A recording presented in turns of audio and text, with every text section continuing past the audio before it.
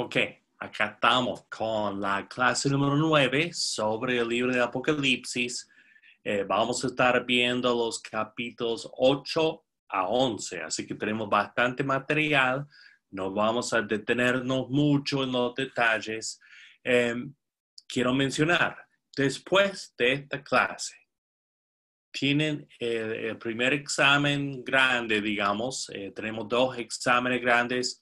Este examen es sobre el texto del libro, sobre el Apocalipsis. No le voy a preguntar sobre las formas de interpretar el libro, no le voy a preguntar sobre el milenio. Vamos a hablar de Apocalipsis 1 a 11. 1 a 11, la primera mitad del libro. Quiero que sepan, bueno, está la hoja de repaso. Pueden ver ahí, pero brevemente, quiero que sepan el contenido de cada capítulo. Si yo les pregunto dónde están las cartas a las 7 iglesias, me van a decir en capítulo 2 y 3. Cosas así. Donde encontramos el león y el cordero, capítulo 5. Básicamente eso. Van a tener algunos versículos claves que necesito que sepan lo que dicen. Voy a darles el texto como aparece en la Reina Valera. Así que mejor que lo estudien en esa versión. Y después una pregunta general sobre el contenido. No debe ser difícil, pero sí necesitan estudiar para hacerlo bien. Así que cualquier cosa se comuniquen conmigo antes de hacer el examen. No después, antes de hacer el examen. Bien, vamos a estar viendo ya el texto. Acá, Apocalipsis 8, no, miento.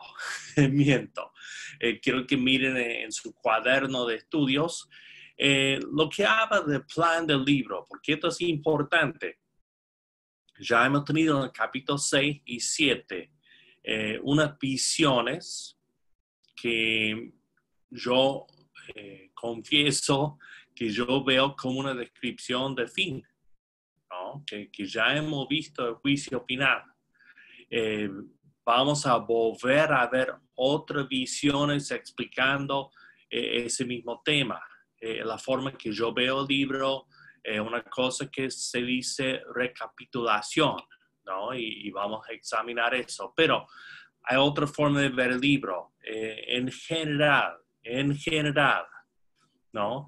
Los preteristas ven esto como una serie de anuncios sobre lo que le va a pasar a Roma, algunos como lo que va a pasar a Jerusalén, ¿no? Los más radicales, digamos, entre los preteristas, limitan todo esto a los judíos y la ciudad de Jerusalén y el sitio romano de esa ciudad.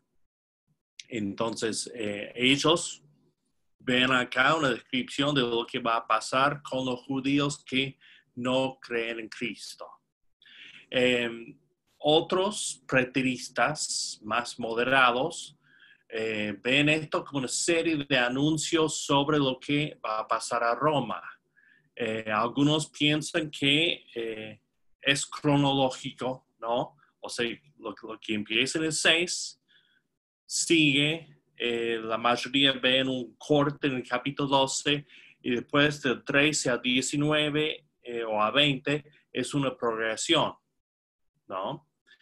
Muchos de ellos tienen aparte el capítulo 20, 21, 22, donde habla del juicio final, donde habla del paraíso. Otros creen que eso ya es simbólico, ¿no? Y que es solamente una descripción de la iglesia ya madura en su perfección, ¿no? En los tiempos de los romanos, ¿no? Ahora, los futuristas ven acá ya una cronología del fin, ¿no? Lo que va a pasar. un evento tras otro, hasta que llegamos al fin, ¿no? Los dispensacionalistas progresivos tratan de combinar los dos puntos de vista y hablan de un doble cumplimiento, de que estas profecías se cumplieron en el primer siglo con el Imperio Romano, pero las mismas profecías se van a cumplir de nuevo en el futuro. Algo como cuando Mateo dice que Oseas 11:1 refiere a Cristo y su regreso de Egipto como niño, cuando sabemos que Oseas está hablando del pasado, ¿no? Está hablando de cuando Israel salió de Egipto, ¿no?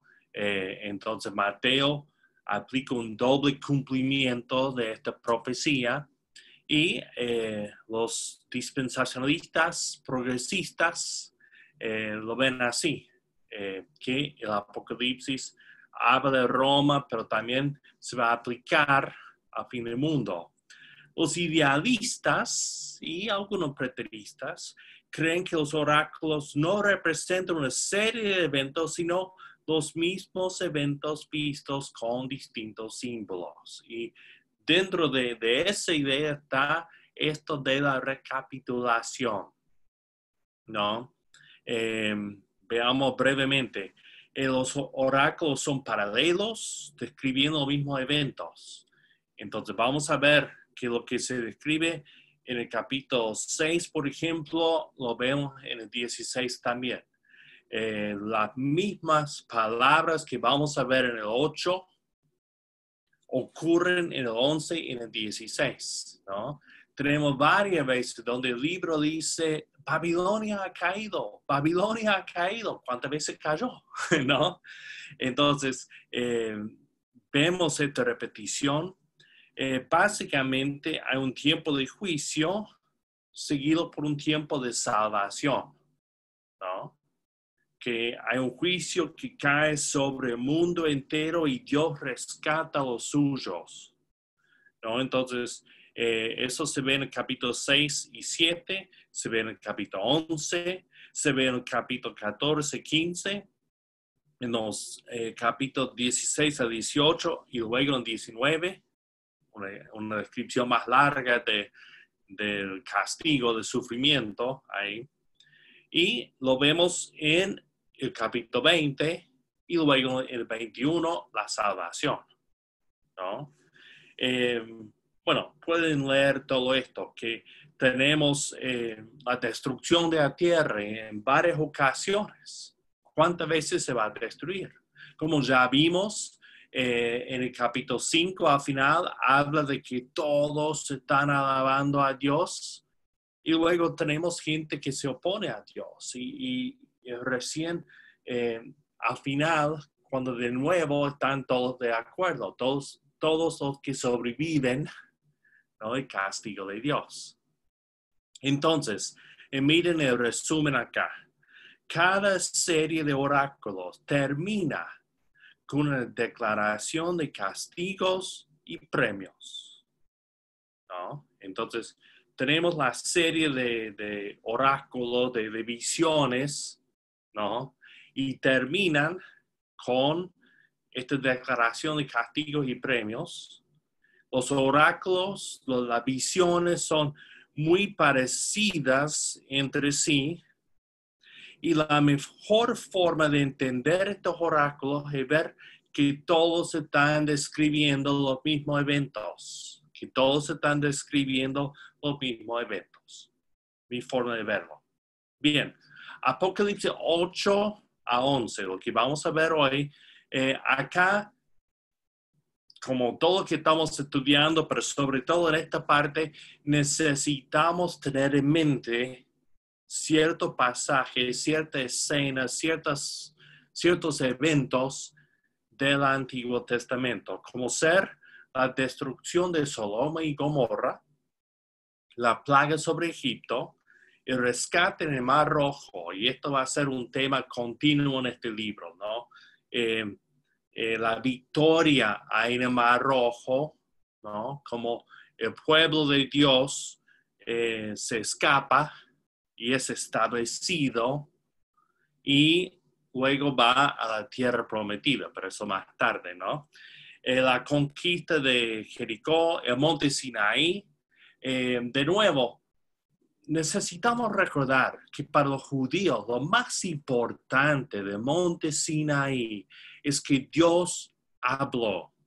Dios habló directamente a su pueblo, ¿no? Que es una cosa única, ¿no? Los musulmanes no hablan de un momento cuando Dios habló a todo el mundo. Los hindúes o budistas, y de hecho el cristianismo separado del judaísmo tampoco describe eso. Solamente los judíos dicen que estábamos todos ahí y escuchamos la voz de Dios, ¿no? Digo únicamente ellos. Los mormones tienen algo así, yo sé. Y puede ser que otras religiones, pero ellos dicen que esto es algo que nos hace especial, que muestra que somos el pueblo escogido, porque Dios habló con nosotros. Bien, la conquista de Jericó va a ser importante acá. La caída del ángel de Babilonia, Lucero, como se llama ahí. La invasión del ejército del Éufrates en Jeremías 46. Este ejército que viene del norte. La plaga de langostas en el libro de Joel. Puse Joel 2, pero está en el 1 también, ¿no?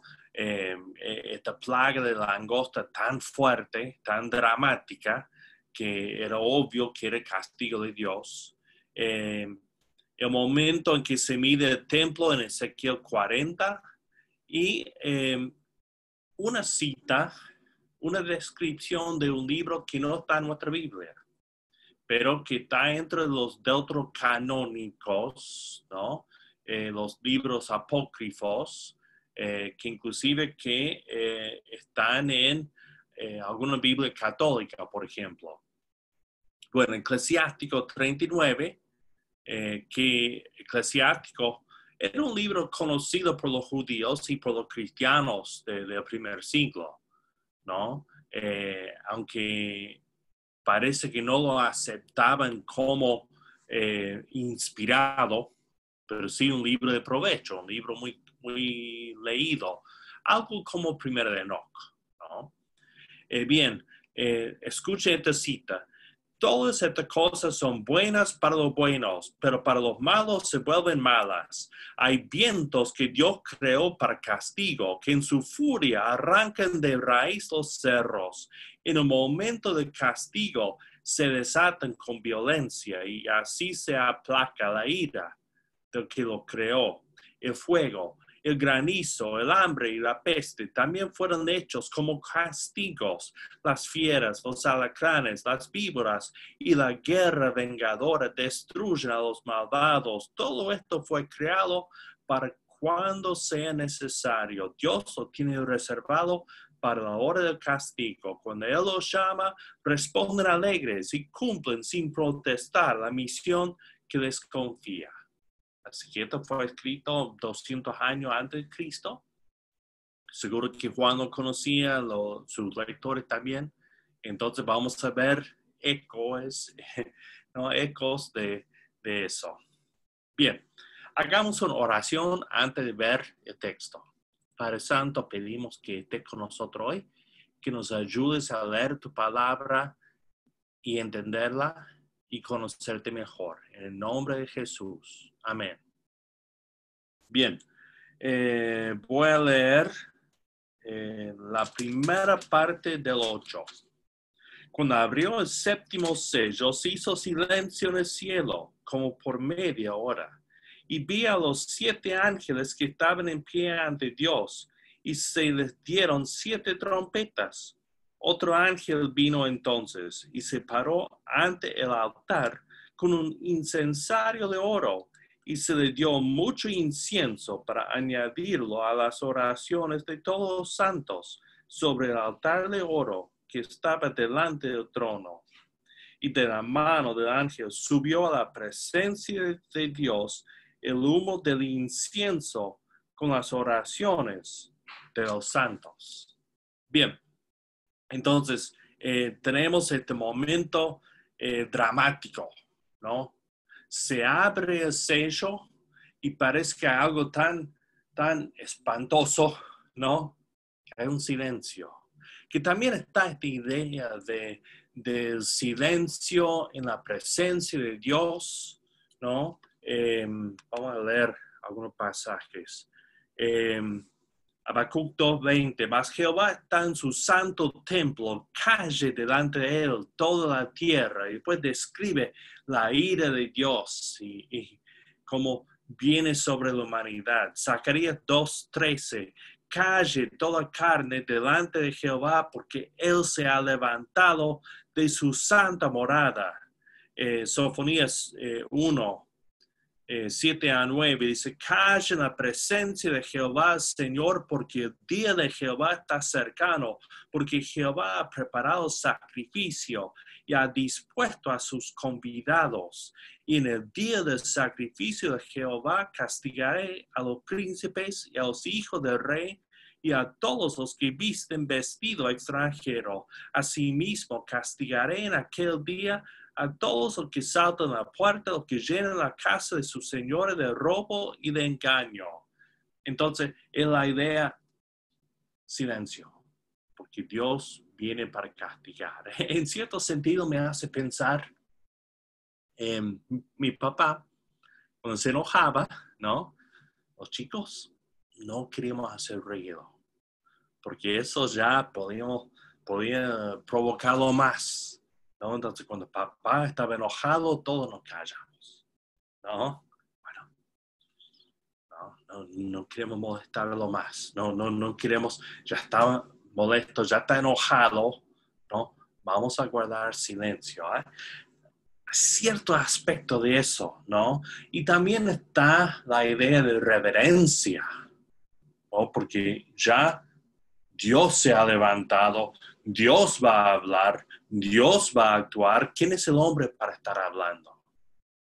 También está esto que mencioné de Josué 6, de la conquista de Jericó. Cuando iban rodeando la ciudad, marchaban alrededor de la ciudad por 6 días. Dice que iban sin hablar, sin gritar, que no se oyera nada, menos por los pasos. Va preparando, y al final dan un gran grito y cae el muro de la ciudad. Algo de eso hay también, ¿no? Así que tenemos este silencio, ¿no? Y después se le dan 7 trompetas. Estos 7 ángeles, algunos dicen que son los 7 ángeles de las iglesias que escuchamos antes. No me convence tanto. 7 es un número que aparece tantas veces. Vamos a ver que las 7 trompetas y las 7 copas son muy parecidas y a la vez son parecidas a lo que ya hemos visto, de los castigos que ya hemos visto, ¿no? Pero cuando suena una trompeta es la voz de Dios. También es parte de la guerra que cuando gritaron en Jericó, tocaron trompeta, nos hace pensar en Gedeón, que básicamente no tenían espada, tenían antorcha y trompeta, ¿no? Y al sonar la trompeta, el enemigo salió corriendo, ¿no? Porque esa alarma, cuando había un problema, hacían sonar las trompetas. Entonces, todo esto, creando este ambiente de ya viene algo grande, ya viene un anuncio grande, ya viene lo que Dios va a hacer, ¿no? Y para colmo, o para hacerlo más dramático, digo, tenemos las oraciones de los santos, que es parte de lo que hemos visto, ¿no? De ¿hasta cuándo, Señor? ¿Hasta cuándo? ¿No? que están ahí clamando justicia, clamando que Dios actúe a su favor. Entonces los ángeles traen esto ante el trono como incienso, ¿no?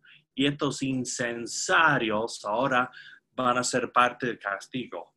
Vamos a ver. Dice, el 5. Y el ángel tomó el incensario y lo llenó de fuego del altar, que nos hace pensar, ¿no? En Ezequiel 10, cuando un ángel echa fuego sobre la tierra.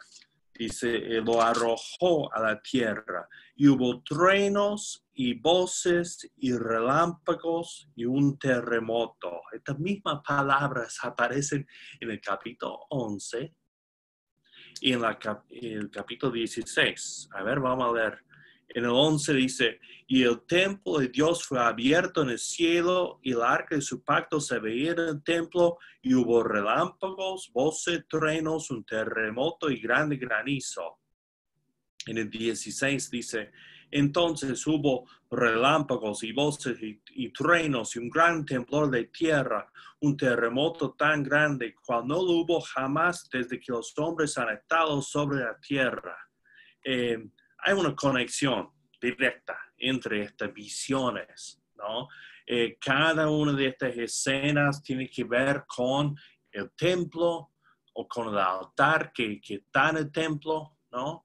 Entonces vemos que el juicio de Dios, el castigo de Dios está relacionado con la adoración, relacionado con la presencia de Dios en su templo. Es parte de la purificación que tiene que ocurrir, ¿no? Que en el momento de preparar el templo, purificaban el templo y luego nadie impuro podía entrar ahí, ¿no? Y nadie impuro sino lo mataban, ¿no? Bien. Los 7 ángeles que tenían las 7 trompetas se dispusieron a tocarlas. El primer ángel tocó la trompeta y hubo granizo y fuego mezclado con sangre que fueron lanzados sobre la tierra, y la tercera parte de los árboles se quemó y se quemó toda la hierba verde. El segundo ángel tocó la trompeta y como una gran montaña ardiendo en fuego fue precipitada en el mar. Y la tercera parte del mar se convirtió en sangre, y murió la tercera parte de los seres vivientes que estaban en el mar, y la tercera parte de las naves fue destruida. El tercer ángel tocó la trompeta, y cayó del cielo una gran estrella, ardiendo como una antorcha, y cayó sobre la tercera parte de los ríos y sobre las fuentes de las aguas. Y el nombre de la estrella es Ajenjo. Y la tercera parte de las aguas se convirtió en Ajenjo, y muchos hombres murieron a causa de esas aguas, porque se hicieron amargas. El cuarto ángel tocó la trompeta, fue herida la tercera parte del sol, y la tercera parte de la luna, y la tercera parte de las estrellas, para que se oscureciese la tercera parte de ellos, y no hubiese luz en la tercera parte del día, y asimismo de la noche. Miré, y oí un ángel volar por medio del cielo, diciendo a gran voz, ay, ay, ay de los que moran en la tierra, a causa de los otros toques de trompeta que están para sonar los 3 ángeles. Acá tenemos, ¿no? Las plagas, una replicación de las plagas, réplica de las plagas sobre Egipto, ¿no? Una repetición. Las primeras 5 corresponden a estas plagas, y Deuteronomio 28 había prometido que los que no seguían fieles, los que volvían a la idolatría, iban a recibir la misma plaga que recibió Egipto. Entonces tenemos esa idea acá, que estas plagas están acá para hacernos pensar en Egipto y lo que Dios hizo con Egipto, ¿no? Bien,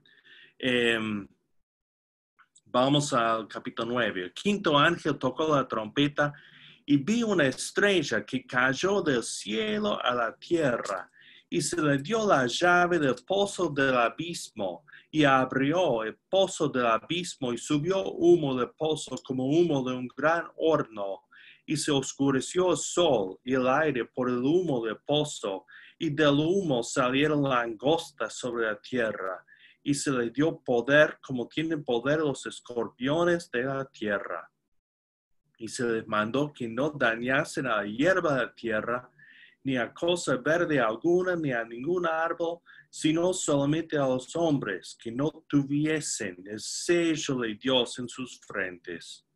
Y se les fue dado, no que los matasen, sino que los atormentasen 5 meses. Y su tormento era como tormento de escorpión cuando hiere al hombre. Y en aquellos días los hombres buscarán la muerte, pero no la hallarán, y ansiarán morir, pero la muerte huirá de ellos. Y el aspecto de las langostas era semejante a caballo preparado para la guerra, y las cabezas tenían coronas de oro. Sus caras eran como caras humanas, tenían cabello como cabello de mujer, sus dientes eran como de leones, tenían corazas como coraza de hierro. El ruido de sus alas era como el estruendo de mucho carro de caballo corriendo a la batalla. Tenían colas como de escorpiones y también aguijones, y en sus colas tenían poder para dañar a los hombres durante 5 meses. Y tienen por rey sobre ellos al ángel del abismo, cuyo nombre en hebreo es Abadón y en griego Apolión, o sea, destructor, ¿no? Bien. Bueno, una estrella caída nos hace pensar en Isaías 14, cómo te ha caído, o lucero, ¿no? Que era el ángel de Babilonia, ¿no? La estrella de Babilonia. Las langostas, si no han estudiado bien Joel, lean Joel. Acá tenemos como si Juan está diciendo, bueno, voy a poner Joel acá, porque Joel describe el ejército de langostas que castigó al pueblo de Dios, y Juan está diciendo esto va a pasar de nuevo, pero son más satánicos, más diabólicos, ¿no? Porque no son langostas comunes, aunque Joel describía a las langostas como un ejército, no hablaba de esto del alacrán y de picar y esas cosas, ¿no? Eso más bien de acá de Apocalipsis, ¿no? Abadón aparece varias veces en el Antiguo Testamento cuando se habla del Seol y el Abadón, el destructor, ¿no? Apolión es la forma griega de ese nombre. Algunos piensan que está acá como una referencia a Apolos, un dios muy popular en aquel entonces. No sé, honestamente no sé, puede ser, pero lo de Abadón pienso que es solamente para hacernos pensar en el abismo, en el Seol y estos pasajes del Antiguo Testamento.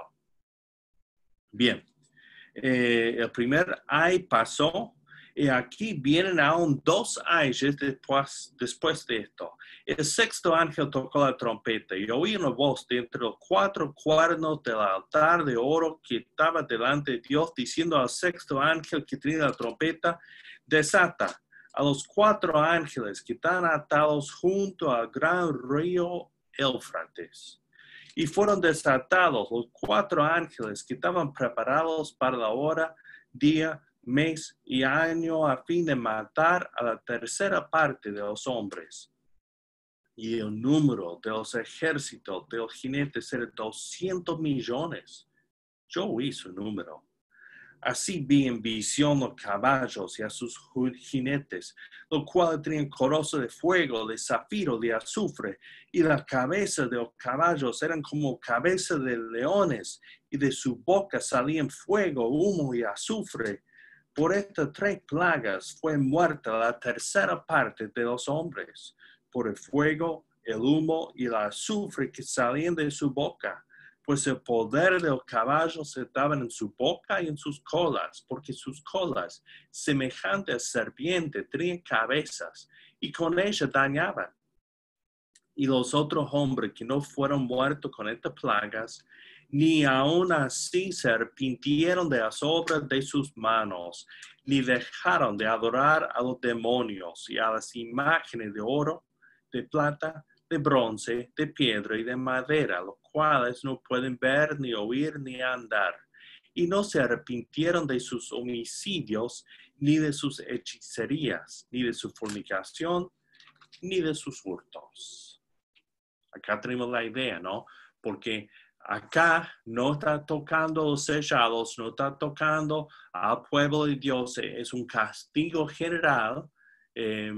Los efectos, claro, que tocarán a los creyentes, pero esto está cayendo sobre todo sobre los idólatras, y aún así no se arrepienten. Aún así no se arrepienten.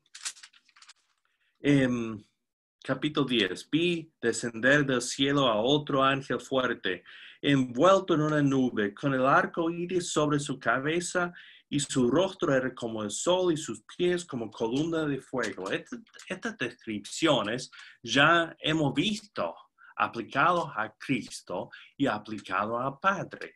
Entonces, parece que acá tenemos una figura divina que capaz que sea el Cristo mismo, inclusive con lo que hace, nos hace pensar en Cristo. Tenía en su mano un librito abierto y puso su pie derecho sobre el mar y el izquierdo sobre la tierra. Como Cristo había abierto el rollo, bueno, acá tiene el libro abierto en su mano, ¿no? Se ve muy parecido. Ambos libros están en la mano de Cristo, son anunciados por una gran voz celestial, y Daniel 12 nos hace pensar en eso, ¿no? Así que tenemos este libro que habla del destino de muchas naciones. Dice, clamó a gran voz, como ruge un león, y cuando hubo clamado, los 7 truenos emitieron sus voces. Cuando los 7 truenos hubieron emitido sus voces, yo iba a escribir, pero oí una voz del cielo que me decía, sella la cosa que los 7 truenos han dicho y no las escribas, ¿no? En Daniel 12, a Daniel se le dijo que sellara lo que estaba escribiendo, porque él no lo entendía. Acá Juan lo entiende, pero se le dice que no anuncie. Es muy posible que para que haya 4 series de 7 castigos, que estos sean 7 castigos más. Pero que, como dijo un comentarista, sería muy repetitiva describir las mismas cosas una vez más. Entonces no se describe. Es una posibilidad. De nuevo, no sabemos qué dicen los truenos. Juan no lo revela. Él lo entendió, pero se le dijo que no lo revelara. Y el ángel que vi en pie sobre el mar y sobre la tierra levantó su mano al cielo y juró por el que vive por los siglos de los siglos, que creó el cielo y las cosas que están en él, y la tierra y las cosas que están en ella, y el mar y las cosas que están en él, que el tiempo no será más. Nos hace pensar en el Antiguo Testamento cuando Dios dice, yo juro por mí mismo, ¿no? Él levanta la mano y dice, yo juro por mí mismo que no voy a dejar de castigar, ¿no? Y acá vemos este ángel, este mensajero, ¿no? Cristo, no, pero un mensajero divino que jura de la misma forma que Dios juró en el Antiguo Testamento. Sino que en los días de la voz del 7º ángel, cuando él comience a tocar la trompeta, el misterio de Dios se consumirá, como él lo anunció a sus siervos los profetas. La voz que oí del cielo habló otra vez conmigo y dijo, ve y tome el librito que está abierto en la mano del ángel que está en pie sobre el mar y sobre la tierra. Y fui al ángel diciéndole que me diese el librito. Y él me dijo, toma y cómelo, y te amargará el vientre, pero en tu boca será dulce como la miel. Entonces tomé el librito de la mano del ángel y lo comí, y era dulce mi boca como la miel. Pero cuando lo hube comido, amargó mi vientre. Y él me dijo, es necesario que profetices otra vez sobre muchos pueblos, naciones, lenguas y reyes. Esto nos hace pensar en Ezequiel 2 y 3, cuando Ezequiel come el libro, Jeremías capítulo 15 también, la idea de recibir un mensaje que es a la vez dulce y amargo, ¿no? Porque dulce, porque la justicia de Dios ya se va a ver, pero es amargo porque muchos van a sufrir y muchos van a morir por esta profecía, por lo que va a pasar acá. Entonces,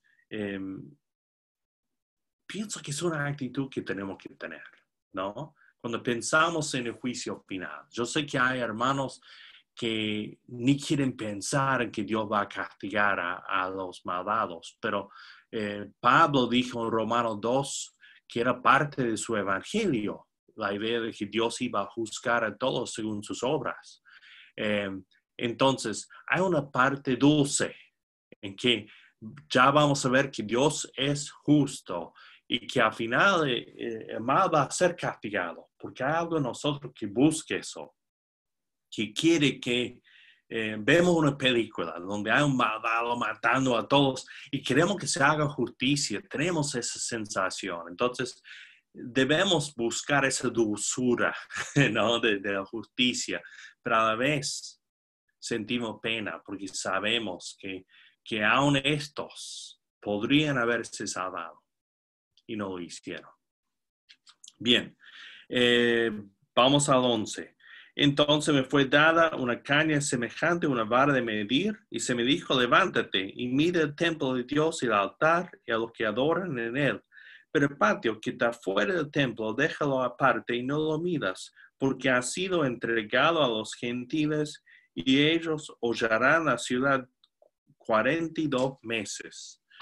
Ay, acá tenemos varias interpretaciones importantes, porque los que creen que esto es literal insisten que tiene que haber un templo literal para que Cristo pueda regresar a la tierra. Y hasta, por ejemplo, en Estados Unidos, eso ha influido en la política de Estados Unidos, ¿no? O sea, evangélicos que sostienen estas ideas, presionan al gobierno a apoyar a Israel, sobre todo para que Israel tenga Jerusalén, ¿no? La ciudad de Jerusalén es muy importante para ellos porque tiene que haber un templo. Obviamente, yo no creo eso. Eso es leer de forma pésima este libro, ¿no? Pero el futurista dispensacional ve que es literal. El preterista dice que acá tenemos señal de que este libro se escribió antes del año 70, el preterista radical. Otro dice que esto es simbólico de judíos que aceptan a Cristo y otros que no.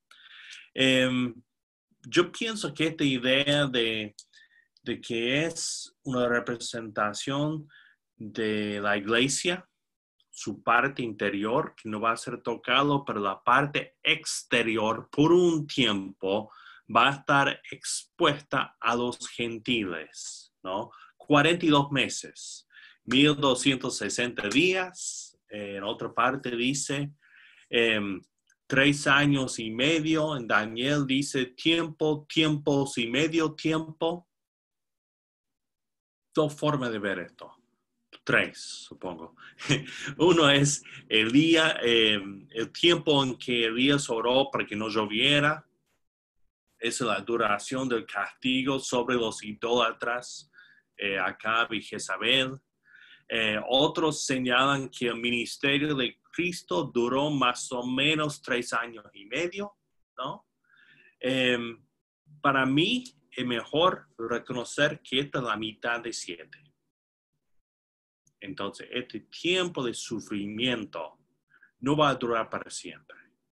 Esto no va a ser un triunfo completo de mal, es limitado, es la mitad de la perfección, la mitad del número que refleja lo que es completo, ¿no? Entonces, es un tiempo de sufrimiento, pero un tiempo limitado, ¿no? Y la victoria es incompleta, ¿no?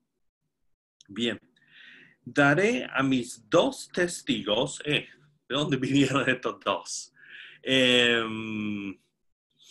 Bueno, hay 2 testigos en el libro de Zacarías, ¿no? O sea, los 2 que estaban en la presencia, los 2 lámparas, ¿no? Que estaban en la presencia de Dios. También hemos visto entre las 7 cartas que había 2 iglesias fieles, ¿no? Entonces algunos dicen, bueno, estas son las iglesias fieles. Otro dice que literal, 2 profetas literales que van a trabajar y van a ser matados. Yo pienso que la idea viene de que para que cualquier acusación sea confirmada, tienen que haber 2 testigos, dice la Biblia. Entonces hay 2 testigos. Estos 2 testigos representan a toda la iglesia, representan a los fieles que dan su testimonio y dan su vida, ¿no? Ahí. No hablamos de lo que es medir el tiempo. Bueno, estamos llegando a eso. Todavía no. Sí, vamos a hablarlo. Perdón. Acá pueden ver en su cuaderno de estudios que a veces en el Antiguo Testamento, cuando se mide el templo, es señal de protección. En otro momento es señal de juicio. Y creo que tenemos las 2 cosas. Tenemos una protección para la iglesia, pero un juicio que viene sobre los cristianos infieles. Entonces va a haber una división. Dios va a proteger a los fieles y rescatar a los fieles, pero los otros van a ser afectados. Bien, vamos leyendo porque se nos va largo esto. Estos testigos son los 2 olivos, eso viene en Zacarías, y los 2 candeleros también, que están en pie delante del Dios de la tierra. Que tengamos en cuenta que Zacarías hablaba del poder político, el gobernador, y el poder religioso, el sacerdote. En Apocalipsis dice que nosotros somos reyes y sacerdotes. Por eso también pienso que esto puede ser una representación de todo el pueblo de Dios. Si alguno quiere dañarlos, sale fuego de la boca de ellos y devora a sus enemigos, que nos hace pensar en Moisés y los profetas. Y si alguno quiere hacerle daño, debe morir él de la misma manera. Estos tienen poder para cerrar el cielo a fin de que no llueva en los días de su profecía. Acuérdense que el tiempo que no llovió fue 3 años y medio, cuando Elías oró en contra de Acab, ¿no? Y acá tenemos referencia a eso. Y para herir la tierra con toda plaga, cuantas veces quieran. Que tienen poder sobre las aguas para convertirlas en sangre y para herir con la tierra con toda plaga, cuantas veces quieran. ¿No? Acá tenemos Elías, tenemos Moisés, tenemos representaciones del pueblo de Dios, la fidelidad, los fieles de todo el tiempo se están representados acá.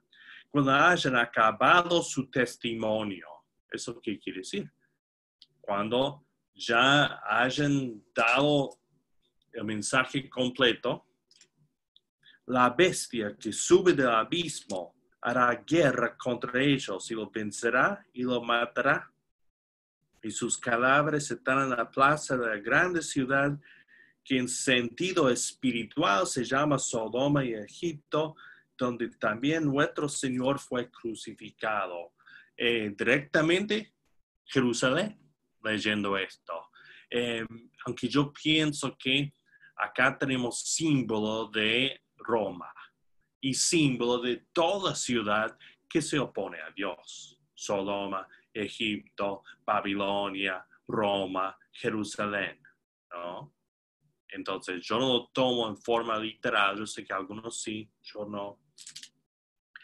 Y los de los pueblos, tribus, lenguas y naciones verán sus cadáveres por 3 días y medio y no permitirán que sean sepultados. Y los moradores de la tierra se regocijarán sobre ellos y se alegrarán y se enviarán regalos unos a otros, porque estos 2 profetas habían atormentado a los moradores de la tierra. Hay gente que quiere ver caer a los cristianos, quiere ver que la iglesia se destruya. Pero después de 3 días y medio entró en ellos el espíritu de vida enviado por Dios y se levantaron sobre sus pies y cayó gran temor sobre los que los vieron. Y oyeron una gran voz del cielo que decía: subid acá, y subieron al cielo en una nube y sus enemigos los vieron. Pienso que es una promesa a los que vencen, a los que mantienen su fe, de que la muerte no será final para ellos. No. Cuando sus enemigos los maten, Dios los va a resucitar. En aquella hora hubo un gran terremoto, que siempre parte del juicio de Dios, ¿no? Al final, varias veces se habla de este gran terremoto, y la 10ª parte de la ciudad se derrumbó, y por el terremoto murieron en número de 7,000 hombres, y los demás se aterrorizaron y dieron gloria al Dios del cielo. El segundo ay pasó, y aquí el tercer ay viene pronto. El 7º ángel tocó la trompeta y hubo grandes voces en el cielo que decían: los reinos del mundo han venido a ser de nuestro Señor de Jesucristo, y Él reinará por los siglos de los siglos. Y los 24 ancianos que estaban sentados delante de Dios en su trono se postraron sobre sus rostros y adoraron a Dios, diciendo: te damos gracias, Señor Dios Todopoderoso, el que eres y que eras y que has de venir, porque has tomado tu gran poder y has reinado. Y se airaron las naciones, eso viene en el Salmo, ¿no? Y tu ira ha venido, y el tiempo de juzgar a los muertos y de dar el galardón a tus siervos, los profetas, a los santos y a los que temen tu nombre, a los pequeños y a los grandes, y de destruir a los que destruyen la tierra. Y el templo de Dios fue abierto en el cielo, y el arca de su pacto se veía en el templo, y hubo relámpagos, voces, truenos, un terremoto y grande granizo. Acá tenemos el final, ¿no? El juicio final. Otra descripción de ese juicio que ya hemos visto antes. Un gran terremoto ya viene para el final. Cuando habla de los ayes, es el orden de lo que ha visto. Yo no creo que sea cronológico, sino que está describiendo de varias formas los mismos eventos. Bien, la ira de Dios, el juicio de Dios, esto es el final. En el 12, arrancamos de nuevo. Aunque el 12 es un capítulo aparte, con una historia aparte, pero yo creo que ya hemos visto 2